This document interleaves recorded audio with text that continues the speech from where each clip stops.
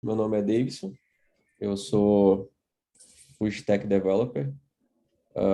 Comecei ali, fiz faculdade na área de engenharia da computação também e já passei ali por várias áreas diferentes, né, até chegar onde eu cheguei hoje. E hoje eu estou trabalhando na Barrys Dev como senior full stack, trabalhando principalmente ali com Ruby on Rails no back-end e React no front-end. E aí eu vejo, né, assim como foi comigo também, eu tinha muitas dúvidas, tive dificuldade nos meus primeiros empregos também. Então, essa iniciativa, né, de tentar ajudar a galera a conseguir ali o seu primeiro trabalho, a sua primeira oportunidade internacional, a primeira oportunidade sempre é mais difícil.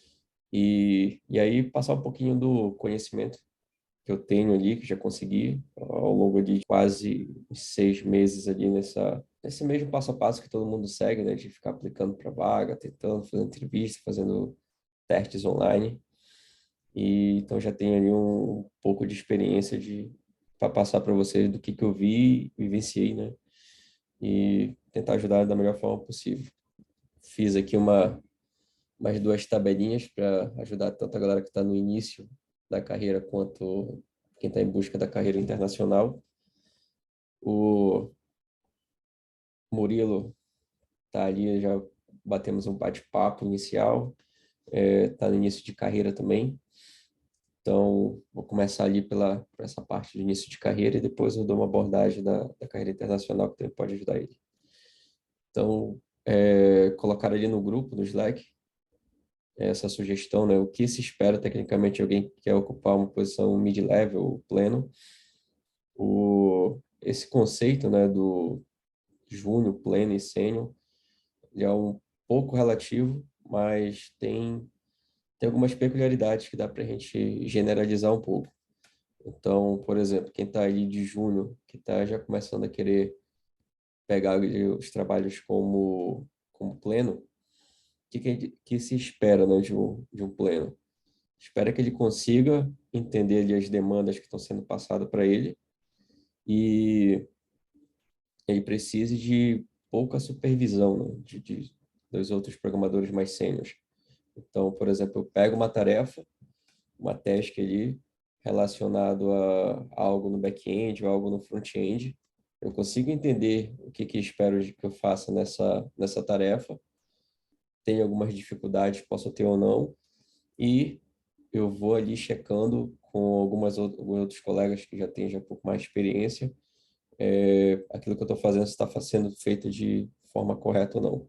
Então, uma visão mais geral, acredito que o júnior é aquele que precisa, né, de bastante supervisão e está ainda pegando ali os conhecimentos técnicos daquela linguagem, do framework.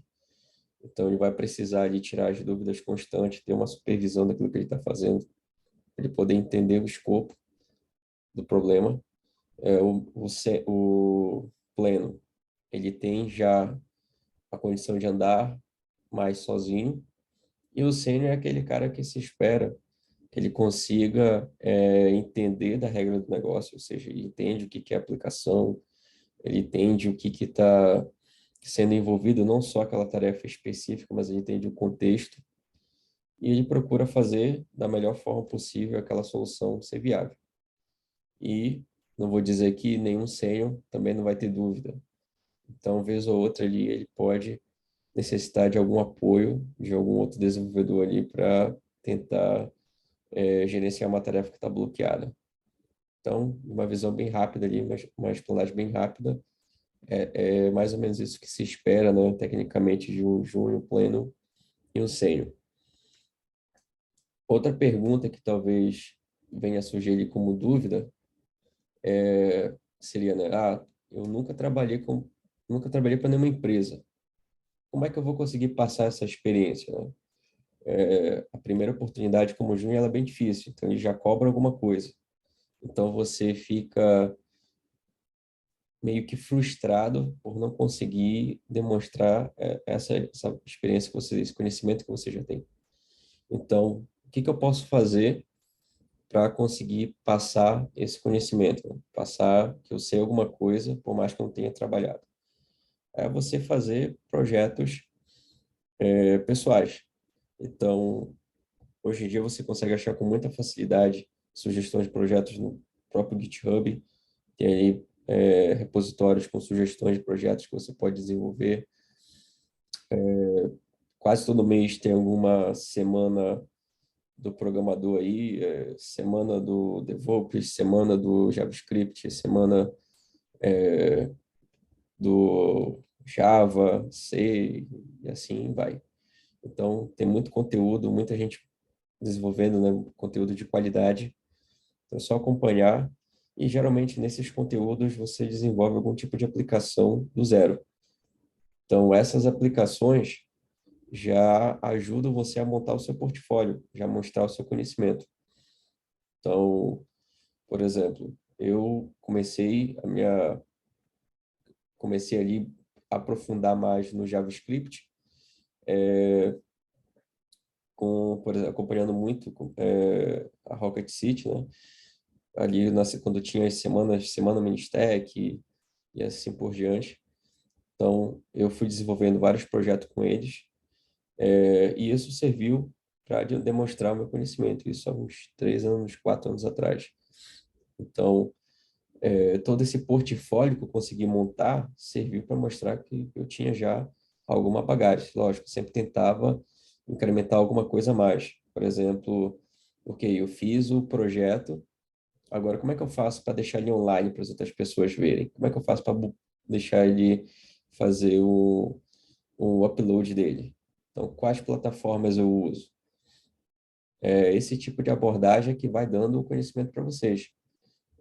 Para quem não sabe, a Amazon ela tem ali cursos grátis que vocês podem utilizar, criar ali um servidor de graça, ter uma noção de como você vai fazer o push de todo esse seu projeto para um serviço em cloud.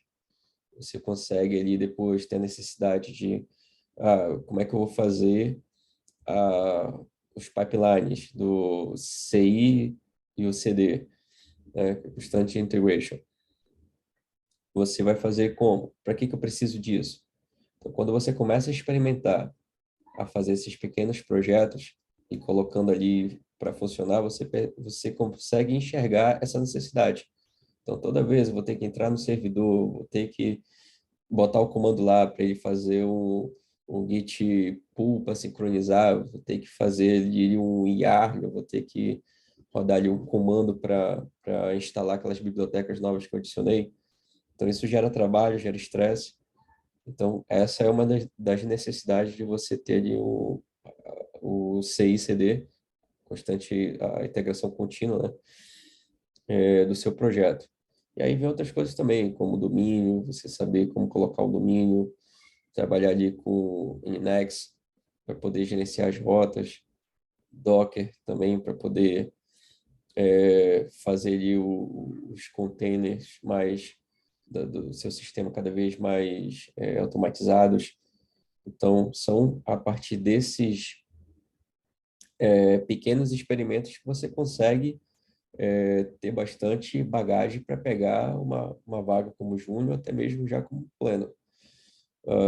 A grande diferença ali entre o júnior e o pleno, né, você conseguir essa vaga, essa oportunidade, é só a experiência em equipe, que você não tem. Você não pegou ainda uma experiência ali de trabalhar dentro de um time, saber como é que é gerenciado, mas isso é muito fácil de ser aprendido. Em um mês de empresa, você já consegue pegar ali toda essa noção de como é o dashboard lá, das reuniões, como é se usa o Kanban, se usa o Scrum, como é que funciona o Scrum. Isso é a parte mais fácil que vocês podem ter ali que aprender, e isso é muito tranquilo. Então, às vezes, a gente fica ali com aquela síndrome do impostor, de não achar que a gente está preparado ali para uma vaga de júnior, mas, na verdade, é, a gente não consegue mensurar o nosso conhecimento técnico só pelo tempo, só pelos meses que a gente tem estudado e praticado. Às vezes, eu Por exemplo, se eu for me comparar com alguém algum de vocês, vai estar assistindo essa live. Eu posso estar dedicando 2 horas no dia para estudar, mas tem pessoas que podem dedicar 8 horas do seu dia para estudar. Então, os meus 3 meses de estudo não vai ser a mesma coisa de aprendizado, de conhecimento, do que 3 meses de uma pessoa que dedicou o dia todo estudando, praticando. Então, isso é muito relativo. Eu tenho pouco tempo estudando. Isso é muito relativo. Se você consegue demonstrar as suas habilidades, isso daí é o suficiente. Alguém quer fazer já alguma pergunta aí nessa parte inicial? Carreira? Mano, opa, tá ouvindo? Ou sim, fala lá, Murilo. Beleza, foi mal. Como eu te falei, cara, eu tô começando, né, procurando um estágio, no caso. Pode ser também o caso de alguém que esteja assistindo aí, mas pelo que eu vi lá no grupo, a maioria já tá no, entendeu, na área e tal. Mas no caso de um estagiário, o que se espera de um estagiário? Boa. Estagiário. O que se espera de um estagiário? Você espera muita força de vontade, de querer aprender, de querer colocar a mão na massa. Então, o estágio, ele é muito parecido com o júnior. A única diferença é que eu enxergo o estágio como um passo acadêmico. Você está numa faculdade, você está estudando ali um curso de graduação e você precisa é, completar ali uma carga horária a mais, que seria o estágio obrigatório. Então, esse estágio você vai ser supervisionado, você vai aprender, vai colocar em prática ali o que eles estão te colocando, mas basicamente é isso, o júnior, desculpa, o estagiário, a gente não espera muito dele, não pode cobrar. O cara, ele está aprendendo agora, então ele vai aprender ali como é desenvolvido, como é executado as tarefas, como é feito, quais são os utilizados os padrões de projetos para aquela aplicação. Então, se você parar para analisar, o estagiário e o júnior, têm um contexto muito parecido. Porque você não pode dar muita responsabilidade para o estagiário e também não pode dar responsabilidade para o júnior. E hoje é cada vez mais difícil você conseguir vaga de estágio. Então, geralmente só consegue vaga de estágio através de alguma parceria com faculdades, ou algumas empresas que já têm essas parcerias ou abrem essa oportunidade. Mas é aquilo que eu sempre aconselho a todo mundo. Qual é o seu objetivo e o seu foco? Eu preciso dessa faculdade, eu preciso desse estágio para poder me ajudar com relação à faculdade. Se for só isso, eu tenho certeza que 90% das empresas, se você começar como júnior e está fazendo faculdade, chegar no período letivo ali que você precisa acreditar esse estágio, a empresa te dá um documento comprovando que você trabalhou ali por um tempo, você cumpriu a sua carga horária de estágio e vai acreditar esse estágio para você. Então, já vi vários colegas no início de carreira ali fazendo esse tipo de processo e o ponto positivo, além disso, é que você continua na empresa. Cumpriu o seu estágio, você continua na empresa, continua tendo uma progressão de carreira. Enquanto que no estágio você possivelmente vai ser rotativo. As empresas que costumam ter estagiários, às vezes não contratam esse estagiário, seria um júnior. Então, acaba o período dele de estágio, aí abre a vaga para um novo estagiário, para ter um ciclo ali rotativo, para dar oportunidade para novos estagiários. Então, o que eu aconselho é continuar buscando os dois, tenta achar, tenta pesquisar e achar, né, tanto vagas de estágio para você aplicar, mas a maioria dos estágios elas são presenciais, enquanto que no júnior você consegue achar vagas de júnior para remoto. Então já ajudaria bastante também essa situação de você já conseguir startar sua carreira. E aí você tá ligado, acompanhar muito ali LinkedIn, é, alguns fóruns, porque a galera ali, se você tiver uma boa rede, começar expandir sua rede ali dentro do LinkedIn, você consegue ser alcançado por essas informações. Informação de estágio, ou informação como júnior. Todos dois são um pouco difíceis de conseguir. Você só precisa garimpar bem para chegar nessa informação. Beleza, mano, aí, obrigado pela resposta. E em comparação, uma pessoa sem experiência, como eu te perguntei antes, é muito mais difícil você conseguir um júnior do que um estágio? Os dois são difíceis. Os dois são difíceis. Você precisa, como eu falei no início da apresentação, você precisa treinar, fazer de projetos pessoais para você conseguir esse conhecimento. Então, se você realmente não tem conhecimento nenhum, nada, nada, nada, até mesmo para um estagiário fica difícil, porque eles cobram ali que você já tenha pelo menos estudado sobre o assunto, tenha conhecido algum tipo de conhecimento sobre o assunto. Então, o que eu aconselho é justamente esse: continua estudando, continua buscando ali desenvolver algum tipo de projeto pessoal, para que quando você aplicar, você vai justamente mostrar isso. Você, ó, já tenho essa noção, já tenho esse projeto aqui, que eu usei tais tecnologias, e estou apto ali para começar, tenho muita força de vontade, quero aprender, quero crescer cada vez mais. Então, o entrevistador já te olha com outros olhos. Então, opa, esse aqui é diferente do cara que não tem nada. Vou pular aqui para a parte da carreira internacional, e aí já abre mais ali para o Maurício e para o André, caso eles queiram falar alguma coisa. E aí, uma das perguntas, né, que eu coloquei ali como sugestão, é como são as etapas no processo seletivo internacional. Essa é uma das principais dúvidas, né? Eu digo que são 4, as etapas são basicamente as mesmas. Você tem uma entrevista com alguém como se fosse o responsável pelo RH, o recrutador. Ele vai avaliar ali seu histórico, né, seu background, que tipos de experiência você tem, quais são as tecnologias que você já trabalhou, se aquilo ali está combinando com as vagas que ele tem. Então, é um papo mais de fit cultural e para conhecer mesmo você, suas stacks ali, o que você já conseguiu vivenciar. Você passando dessa primeira etapa, você vai para a parte técnica. Então, geralmente já 3 dias depois, é bem rápido. Você fez a entrevista com o recrutador, já pula para o entrevistador técnico. Aí a entrevista técnica ela vai variar de empresa para empresa. Tem empresa que eles vão te mandar um projeto e você vai ter um tempo para desenvolver esse projeto. Então vão te dar ali, por exemplo, 5 dias, 4 dias para desenvolver uma aplicação. E você vai submeter essa aplicação e aí depois de um tempo eles vão avaliar isso, vão te chamar para uma nova entrevista e vão discutir a respeito daquela tua aplicação. Por que que tu fez aquilo? Por que que tu usou aquele padrão de projeto? Por que você usou aquela biblioteca para fazer isso, aquilo outro? Geralmente são assim. Ou vai só avaliar e aí já te manda para um,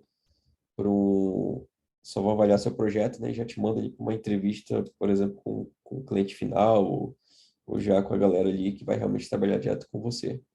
Então, ao longo da carreira internacional, o processo geralmente é isso.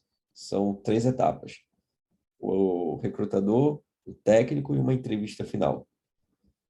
Então, basicamente é essa. Agora, a etapa técnica que varia muito. Então, eu já falei, né, da questão do projeto.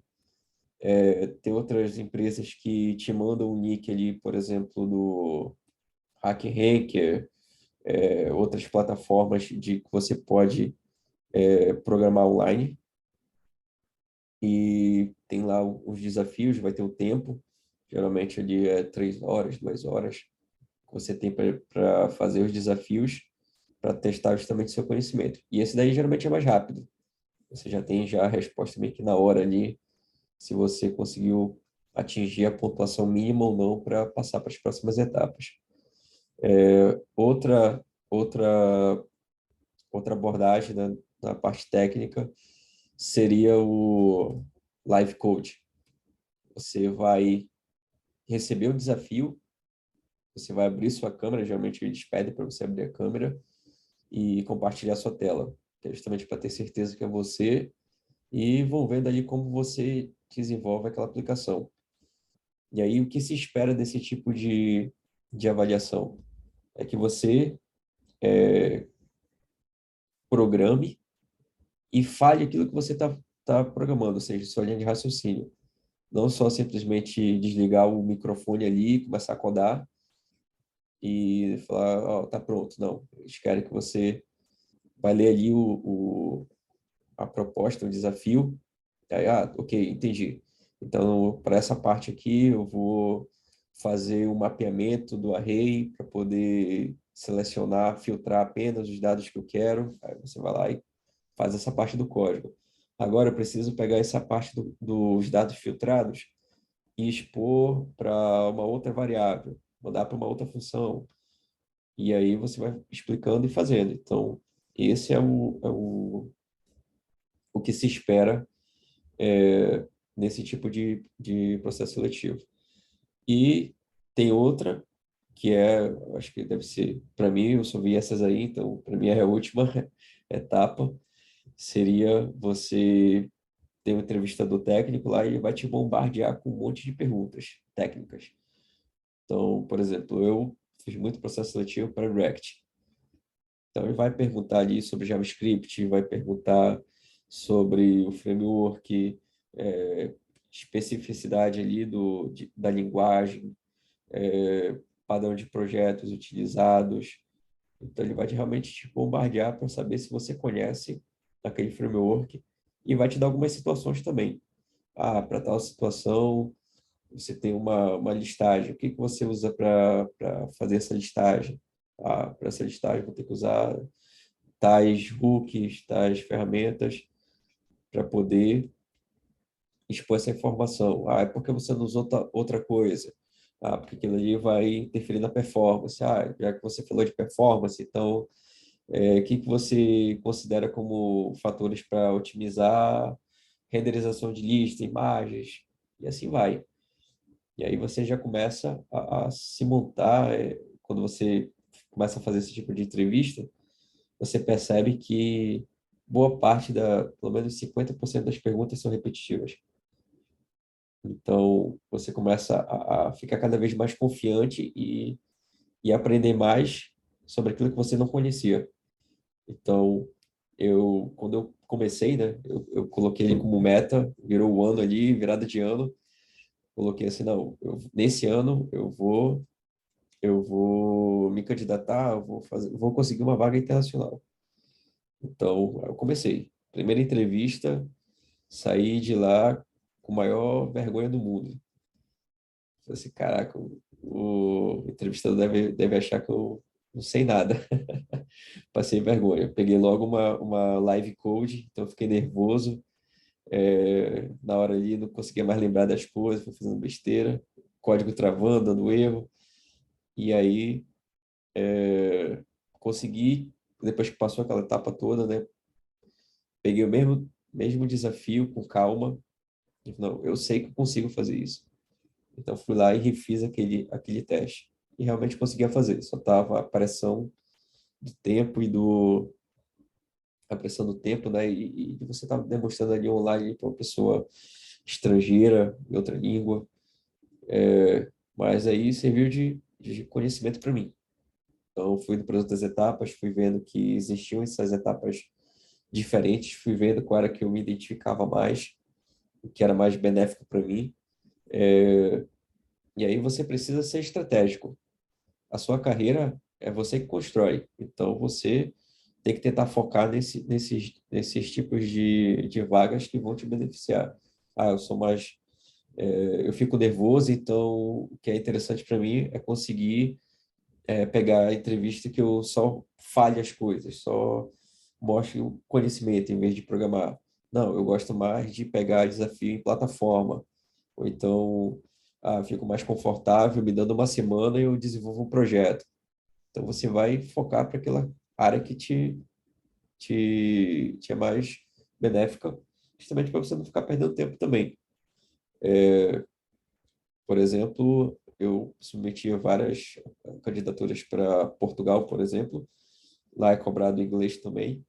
E boa parte dos processos seletivos que eu fiz para Portugal era desse estilo, que você recebia um projeto e tinha um tempo para executar ele. Quase todos foram assim. Então, eu julgo que a maior parte das companhias que vão estar contratando brasileiros vão estar usando dessa mesma forma. Vão te dar um projeto e você vai ter alguns dias para executar esse projeto. Beleza? E aí vem a outra pergunta que seria, né, qual deve ser meu nível de inglês? A famosa pergunta aí do nível de inglês que aterroriza todo mundo. Eu julgo o seguinte: você tem que se candidatar, independente do seu nível, se candidata, porque a partir dessa primeira conversa com o RH, você consegue mensurar como está o seu nível. Como assim? Eu consigo entender o que o recrutador está conversando comigo? Eu consigo entender o que ele está me perguntando? Se sim, excelente. Você consegue explicar para ele. Lógico, você vai errar umas palavras ou outras ali, vai dar uma gaguejada, vai ficar nervoso, mas o recrutador ele conseguiu entender o que você quis passar para ele. Se ele entendeu e ele falou assim, ok, eu vou te avançar para a parte técnica, cara, teu inglês tá perfeito para eles. Então, não fica ele se julgando, ok, eu preciso falar com sotaque americano. Não, eu consigo falar sem gaguejar, sem errar uma palavra. Não, não é assim. Você simplesmente só precisa ser entendido e para você saber se está sendo entendido ou não, é se arriscando. Porque ali você fez já um curso, já tem já uma noção de inglês, mas nunca botou a prova. Tem o fator sotaque. Eu já peguei diversos entrevistadores, sotaque inglês ali da Inglaterra, Reino Unido, sotaque indiano, sotaque japonês, sotaque pessoal, sotaque americano mesmo, Estados Unidos, canadense. Então, cada um ali tem seu, tem sua forma de falar. E aí você tem uma dificuldade ou não. Então, no início eu tinha um pouco de dificuldade para entrevistas britânicas, mas aí eu fui tentando, fui me arriscando cada vez mais, e aí eu comecei já ter mais teu ouvido começa a ficar mais adestrado. Então, quando você é influenciado por esse meio, você consegue cada vez mais ir melhorando. Então, eu já participei de entrevista logo no início, né? Logo nas minhas primeiras tentativas, que eu fui indo com o entrevistador do RH, e chegou uma etapa ali que ele me perguntou uma coisa que eu não conseguia mais entender. E aí eu falava assim, você pode repetir? Você pode repetir? Aí o entrevistador falou assim, cara, já repeti 3 vezes aqui para ti, tu não entendeu, então vai melhorar teu inglês. Acabou a entrevista. Então, beleza. E aí, a partir desse sentimento, né, eu comecei a buscar cada vez mais melhorar. Ouvir mais coisas, ouvir podcast, ouvir música, filme, tentar treinar. Eu cheguei a fazer um tempo de Cambly, também me ajudou bastante. Mas existem outras plataformas também que você pode estar conversando ali com nativos, que vai te dar essa noção. E a partir daí, eu nunca mais fui eliminado numa entrevista de RH. A receita foi bem simples, não passei meses e meses estudando, só me dediquei um pouco mais. Isso foi o suficiente meu inglês foi suficiente para conseguir ser aprovado. E aí vem essa grande preocupação, né? Porque o pessoal fica, ok, meu nível de inglês, meu nível de inglês. Mas por que que é tão importante, né, você conseguir ser entendido? Porque quando você está no seu time, né, nessa empresa internacional, você vai precisar dizer ali na daily o que que você fez, o que você pretende fazer. Ou então vai entrar em reunião e a galera vai falar um monte de coisa e aí podem pedir tua opinião. Assim, vem cá, cara, o que você acha sobre isso? Você precisa entender o que eles, pelo menos pegar ali a essência do que eles estão conversando e também passar essa informação. E eles vão entender que você não tem dificuldade porque você não é nativo. Então, a galera ali, pelo menos por vários squads que eu passei, algumas vezes ali tive um pouco de dificuldade para ser entendido, até mesmo pelo meu sotaque. E o pessoal é super tranquilo. Eu falei assim, o quê? Não estou conseguindo entender? Então, o que que eu faço? Eu paro, falo assim, ok, eu vou tentar explicar de uma outra maneira. Eu não fico tentando repetir as mesmas palavras até que a galera consiga entender o que eu estou tentando falar. Então, eu tento reconstruir aquela ideia de uma outra forma e geralmente isso dá certo. O pessoal já, é isso que você está querendo dizer. É isso mesmo. E aí, a comunicação, ela consegue ser atingida. Então, a dica é essa. Você, na primeira vez que você se expressou, não conseguiu ali atingir, né, a comunicação bacana, então, ok, desculpa, deixa eu tentar explicar isso de uma outra forma. E aí você reconstrói aquela frase de uma outra maneira. E geralmente isso dá certo.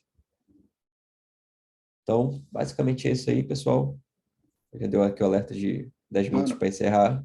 só uma coisa, você recomendaria o Lead Code? Porque eu vejo muita gente falando que para passar aí, tipo, estudar bastante LET Code, Lead Code, eu não sei se essa é a pronúncia certa. LeetCode é aquela plataforma de algoritmos, né, que você testa ali o É. código. Uhum. Sim, ela é importante. Desculpa. Ela é importante para outros tipos de processos seletivos. Por exemplo, as FENs. Eu já participei de alguns processos seletivos. O último que eu fiz, acho que foi da Amazon. Então, como todo mundo já fala, eles usam essa abordagem de usar algoritmos ali para avaliar algumas etapas do processo seletivo deles. Então, se o seu objetivo é conseguir um dia conseguir participar desse tipo de processo seletivo, então é importante. Mas outras empresas internacionais eu não vi muito não. Só aquelas que usam, por exemplo, LeetCode, HackerRank como forma de, de desafio.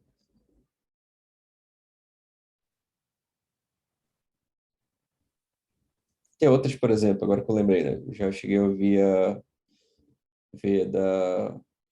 acho que sempre está aparecendo anúncios aí, acho que é da Turing, e a primeira etapa deles é um quiz de perguntas ali sobre aquela tecnologia, igual ali, eu acho que a forma de avaliação que o LinkedIn tem ali daqueles cursos que ele oferece.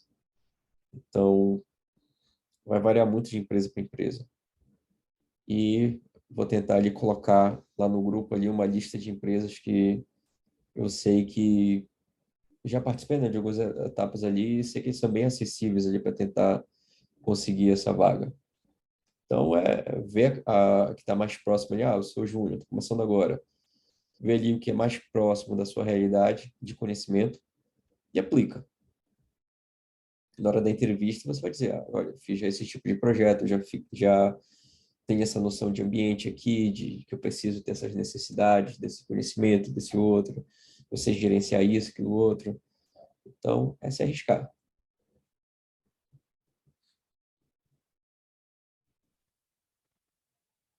Quer falar alguma coisa aí, André?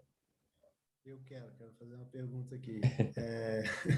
Davidson, eu queria te perguntar, assim, de uma maneira bem geral, assim, eu já trabalho com programação há um tempo, mas agora eu estou querendo partir para esse passo da carreira internacional. Eu estou Uhum, bem no começo, assim mesmo.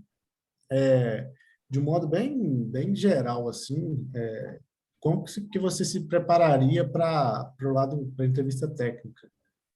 Você falou daqueles três tipos, né? Que é de uhum. algoritmo, tem a entrevista lá do projeto, e tem a outra lá que é mais as perguntas técnicas, que você falou que é mais ou menos parecido. Eu queria que você desse um geral, assim, Boa. bem por alto, assim. Os projetos dependem muito da sua área. Por exemplo, back-end e front-end. Vou tentar generalizar nesses dois. Back-end, tanto back quanto front. Pelo menos para minha experiência que foi com JavaScript, geralmente os projetos são meio desatualizados. Tento ali pegar coisas que você não usaria no seu dia a dia de trabalho e tentar replicar. Então, basicamente é o quê? É fazer uma consulta numa API, saber fazer um CRUD, listar essa informação, manipular esse dado que chega da API, trabalhar com informação assíncrona e síncrona. Na parte de front-end, você conseguir criar, pelo menos eu vim do React, né, que trabalha muito com componente, criar os componentes, fazer as páginas, interação entre as páginas, mostrar esse conteúdo, conseguir acessar esses dados que vêm da API. Então, os dados são bem simples, não são muito cabulosos. Alguns exemplos de projeto. Eu tenho alguns ali no meu GitHub. Acho que o último que eu fiz foi fazer um dashboard bem simples que listava as regiões de Portugal, algumas zonas ali, regiões de Portugal, você clicava nela e aparecia ali o clima para a semana toda, acho que é isso. E aí consumia, né, esses dados de uma API pública. Então, eles forneciam essa API, você tinha que fazer essa interação. E aí exigiam que você passasse esses dados utilizando o Redux. Então, é basicamente isso. Aí você dá uma estilizadas aí para não ficar um negócio muito feio. Mas são projetos simples. O mais ali, um pouco chato ali que eu vi com um tempo mais curto, foi criar uma página inicial de um e-commerce, mas era nada sem muito estilo, né? Era só mesmo uma listagem de alguns itens, que era passado através de um arquivo JSON que eles enviavam, não era nem feita uma chamada de uma API, era consumindo aqueles dados da própria JSON, e você tinha que, quando você clicasse no item, carregasse detalhes daquele item. Então, esse foi um pouco mais chato, que eu tive que fazer em menos de uma hora. Acho que foi 40 minutos, uma coisa assim. Então, e essa página do detalhe tinha algumas coisas ali que você precisava colocar, como stars, acho que botão de carrinho, botão de algumas outras coisas, então dava um pouquinho mais de trabalho. Era mais fator tempo, de você E conseguir colocar tudo pressão, né, ali, ali. pressão ali de você, como você reagiria. Mas os projetos geralmente é esse, de back-end, você construir, saber lidar com requisições HTTP e estruturar as rotas, e no front-end é você recriar aquela informação que é vinda de uma API. Então, coisas muito simples mesmo, né? Nada de outro mundo. Tranquilo, né? Uhum. Quando eu comecei a aplicar, eu fiquei abismado, né? Falei, caraca, era para eu ter aplicado há muito mais tempo. É algo de outro Entendi. mundo, não. Assim, sobre você falou ele que tem aquelas perguntas depois na próxima etapa, né? Você falou que geralmente as perguntas são parecidas, assim, Sim, por exemplo, é porque ele vai te cobrar o conhecimento técnico daquela linguagem. Então, por exemplo, na minha área, que é JavaScript, vai perguntar ali a questão da evolução do JavaScript, S6, S5, diferença de um e outro. Vai te perguntar ali o que é o hook, o que é a diferença de classe para um componente, uma classe e função. Que mais? O que listar os hooks, funções que a gente chama, né, de core functions, comportamento de cada uma delas, como evita renderizações excessivas e assim por diante. Então, essas perguntas meio que são comuns. Então, não tem como fugir muito disso. legal. Uhum. Legal. E tem algum lugar que eu possa, só sem ser assim, que você tenha na cabeça fácil aí, que já tenha isso? Se É não bem tiver, não tem difícil problema, eu de mando no Google. é bem difícil de você conseguir achar assim bem específico, né? Eu vejo alguns e outros ali publicando algumas coisas. Eu acho que eu tenho para JavaScript, eu acompanho um cara ali que ele é sênior também no LinkedIn, que ele teve um baita trabalho de compilar várias perguntas que ele passou por processos seletivos. Eu acho que eu tenho salvo ali o link que ele mandou. Eu vou dar uma pesquisada e a gente joga ali no grupo para tentar ajudar a galera. Legal. Boa. Tá Beleza, acabando mano. aqui, Obrigado falta um aí, viu? minuto. Obrigado mesmo, Falta, viu, cara? falta um minuto aqui para acabar o tempo aqui do Zoom, mas agradecer aí também a presença de vocês aí. Vamos continuar lá no grupo aí se ajudando. Show de bola. Eu Um que abraço. agradeço aí o seu Beleza, tempo aí, mano. Diego. Falou, boa noite, hein? Abraço. Boa noite. Tchau, tchau. Boa noite. Tchau, tchau.